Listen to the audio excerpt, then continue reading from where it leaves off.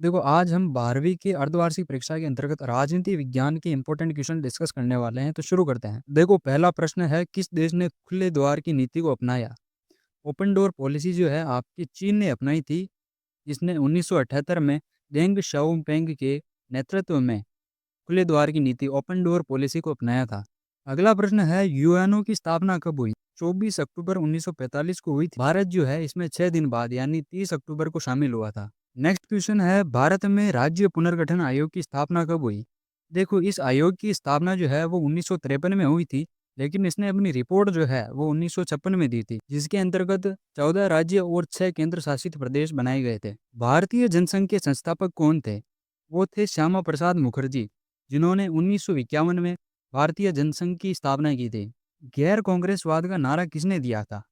राम मनोहर लोहिया ने कांग्रेस के एकल प्रभुत्व को समाप्त करने के लिए जो है गैर कांग्रेसवाद का नारा दिया था 1967 में। ऑपरेशन ब्लू स्टार का संबंध किस राज्य से है? ये ऑफकोर्स आपके पंजाब राज्य से है, जहां अमृतसर के स्वर्ण मंदिर में जो खालिस्तानी आतंकवादी थे उनको भगाने के लिए 1984 में ये ऑपरेशन ब्लू स्टार जो सैन्य अभियान था वो चलाया गया था। दक्षेश के सदस्य देशों ने किस वर्ष में दक्षिण एशियाई मुक्त व्यापार क्षेत्र समझौते यानी साफ्टा पर साइन किए थे? तो वो था 2004 में, लेकिन ये अप्लाई हुआ था आपके 2006 में। भारत ने पहला परमाणु परीक्षण कब किया था? वो किया था आपके 1974 में, और आपने ही राजस्थान में पोखरण में जो है इसका परीक्षण किया गया था, जिसे स्माइलिंग बुद्धा भी कहा जाता है। रियो डी जेनेरियो किस देश का शहर है? वो है आपका ब्राज़ील। भारत में नियोजन प्रक्रिया की प्रेरणा किस देश से ली गई है? तो यह आपके सोवियत संघ से ली गई थी, जिसी के परिणाम स्वरूप योजना आयोग और पंचवर्षीय योजनाओं का प्लान बना।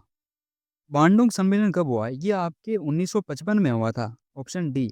कूटनिरपेक्ष आंदोलन के प्रणेता कौन है? वो आपके पंडित नेहरू भी है, नासिर भी है और मार्शल टिटो भी है, यानी सभी। बहुजन शब्द किनके लिए इस्तेमाल किया जाता है? वो एससी, एसटी और ओबीसी सभी के लिए इस्तेमाल किया जाता है। अब रिक्त स्थानों की पूर्ति करेंगे। 1960 में वर्ल्ड बैंक की सहायता से भारत और पाकिस्तान ने कौन सी संधि पर साइन किए? तो वो थी आपकी सिंधु जल संधि। श्रीलंका की राजनीति में कौन से समुदाय का प्रभाव रहा है? वो है सिंगली समुदाय।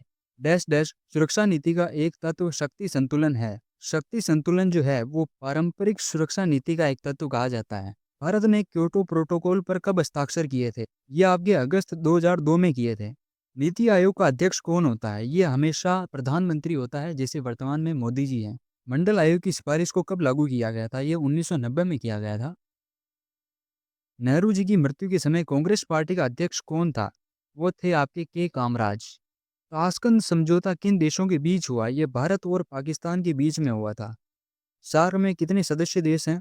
तो वो है 8। 8वां सदस्य देश है अफगानिस्तान, जो 2007 में जुड़ा था। भारत और पाकिस्तान के मध्य मुख्य मुद्दा कौन सा रहता है विवाद का? वो है कश्मीर का, हमेशा से। सुरक्षा का बुनियादी अर्थ क्या है? सुरक्षा का बुनियादी अर्थ हम लेते हैं खतरे से आज़ादी, यानी किसी भी प्रकार का खतरा न होना। भारत ने ऊर्जा संरक्षण अधिनियम कब पास किया था? ये 2001 में किया था आपके। भारत में नियोजन का उद्देश्य लिखिए। आर्थिक विकास और गरीबी को कम करना। सिंडिकेट क्या है? देखो, कांग्रेस पार्टी के अंदर प्रभुत्वशाली और अनुभवी नेताओं का एक ऐसा समूह था जिसने इंदिरा गांधी को सत्ता में लाने में भी एक इम्पोर्टेंट भूमिका निभाई थी। ई है सिंडिकेट्स। भारत में राजनीतिक दलों को मान्यता देने वाली संस्था कौन है? वो है आपके चुनाव आयोग, इलेक्शन कमीशन। खंड ब। ग्लोबल वार्मिंग का अर्थ होता है पृथ्वी के औसत तापमान में लगातार वृद्धि। यह मुख्य रूप से वायुमंडल में जो है कार्बन डाइऑक्साइड, मीथेन और अन्य ग्रीन हाउस गैसेज बढ़ती हुई सांद्रता के कारण होता है। ये सूर्य की गर्मी को रोक लेती है, जिससे पृथ्वी गर्म होती जाती है, जिसके परिणाम स्वरूप ग्लेशियर्स पिघलते हैं, समुद्र का जल स्तर उभरता है, बर्फ पिघल रही है और मौसम में अचानक से बदलाव आ रहे हैं, जो क्लाइमेट चेंज एक समस्या है। देखो, पहली तो है आपसी अविश्वास और भय, यानी देशों को एक दूसरे पर विश्वास ही नहीं है। उन्हें लगता है कि यदि वे हथियार डाल दें तो उनका जो विरोधी राष्ट्र है उन पर हमला कर सकता है। दूसरा है सुरक्षा की आवश्यकता।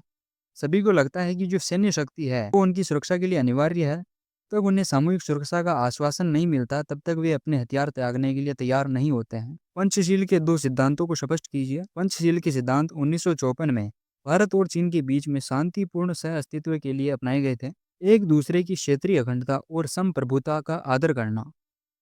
सभी राष्ट्र एक दूसरे की सीमाओं और राष्ट्रीय संप्रभुता का सम्मान करेंगे।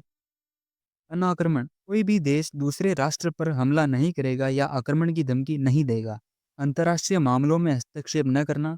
कोई भी राष्ट्र एक दूसरे के आंतरिक मामलों में दखल अंदाजी नहीं करेगा। क्षेत्रवाद क्या है? रीजनलिज्म। किसी देश के किसी खास भौगोलिक क्षेत्र के निवासियों द्वारा अपनी क्षेत्रीय पहचान और सांस्कृतिक विशिष्टता को राष्ट्र हित से ऊपर मानना।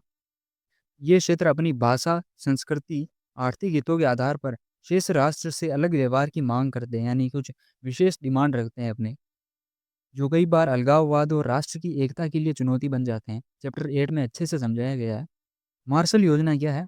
1948 में, यानी जो सेकेंड वर्ल्ड वार के बाद का जो समय है, उसमें अमेरिका ने जो है पूर्वी यूरोपीय देशों को जो है आर्थिक और विभिन्न प्रकार की सहायताएं दी, ताकि उनका पुनरुद्धार कर सके। ओजोन परत में छेद होने से पारिस्थितिकी तंत्र पर क्या प्रभाव पड़ा है, या आप पोज करके पढ़ सकते हैं, इंपॉर्टेंट नहीं है वैसे। बॉम्बे प्लान से आप क्या समझते हैं? 1944 में भारत के कुछ उद्योगपतियों का एक समूह था, जिसने एक प्रस्ताव रखा, जिसमें बताया कि स्वतंत्रता के बाद भारत की सरकार आर्थिक विकास के लिए किस तरह के औद्योगिक और निवेश संबंधी कदम उठाने चाहिए। यह योजना आर्थिक विकास में राज्य के हस्तक्षेप, सरकार नियंत्रण का समर्थन करती थी। इसका उद्देश्य औद्योगिक तथा कृषि में त्वरित वृद्धि करना था। अगेन, ये दोनों क्वेश्चन इतने इंपॉर्टेंट नहीं होंगे, आप पोज करके पढ़ सकते हैं। दीर्घ उत्तरात्मक देखते हैं। आसियान संघ की 3 विशेषताएं बताइए। आसियान यानी दक्षिण पूर्वी एशियाई राष्ट्रों का संगठन जो है, इसकी एक विशेषता है आसियान शैली। इनके सदस्यों के बीच में जो है अनौपचारिक, सहयोगात्मक और सर्वसम्मति आधारित तरीके से काम करने पर जोर देने की नीति है। ये संप्रभुता के सम्मान और आंतरिक मामलों में हस्तक्षेप न करने के सिद्धांतों पर आधारित है। आसियान आर्थिक समुदाय। आसियान की मुख्य विशेषता इसका आर्थिक स्तंभ है, जिसका लक्ष्य आसियान क्षेत्र के लिए साझा बाजार और उत्पादन आधार तैयार करना है। संघर्षों को टालना। आसियान ने दक्षिण पूर्वी एशिया में क्षेत्रीय शांति और स्थिरता बनाए रखने पर जोर दिया है। इसके अपने क्षेत्रीय देशों के बीच में क्षेत्रीय विवादों और संघर्षों को बातचीत और परामर्श के माध्यम से हल करने पर जोर दिया जाता है। सुरक्षा परिषद में स्थायी सदस्यों की निषेधाधिकार शक्ति से आप क्या समझते हैं, यानी वीटो पावर। देखो, वीटो पावर जो है, संयुक्त राष्ट्र सुरक्षा परिषद के 5 सदस्य देश, जो अमेरिका, रूस, चीन और ब्रिटेन और फ्रांस है, इनमें से कोई भी देश यदि किसी भी प्रस्ताव पर नेगेटिव वोटिंग कर दे, यानी उस किसी भी प्रस्ताव के लिए मनाही कर दे, तो भले ही बाकी 14 सदस्यों ने उस पर स्वीकृति जताई हो, वो प्रस्ताव कैंसिल हो जाएगा। बाकी क्वेश्चंस की पीडीएफ आपको टेलीग्राम पर मिल जाएगी, या फिर आप यहाँ पोज करके पढ़ सकते हैं।